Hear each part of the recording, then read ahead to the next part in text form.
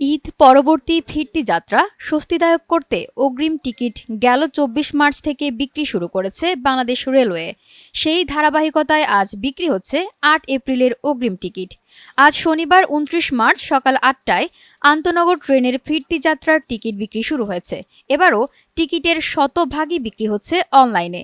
যাত্রী সাধারণের ঈদ যাত্রা নির্বিঘ্ন করতে বাংলাদেশ রেলওয়ের নেয়া কর্মপরিকল্পনা থেকে জানা যায়, সকাল ৮টা থেকে টিকিট অনলাইনে বিক্রি শুরু হয়। এ সময় পাওয়া যাচ্ছে রেলওয়ের পশ্চিমাঞ্চলের আন্তনগর ট্রেনের টিকিট।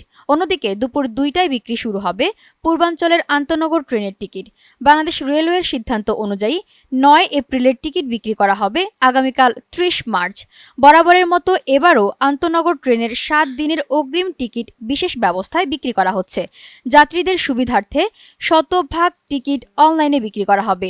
বিশেষ ব্যবস্থায় বিক্রি হয় কোনো টিকিট রিফান্ড করার সুযোগ থাকছে না।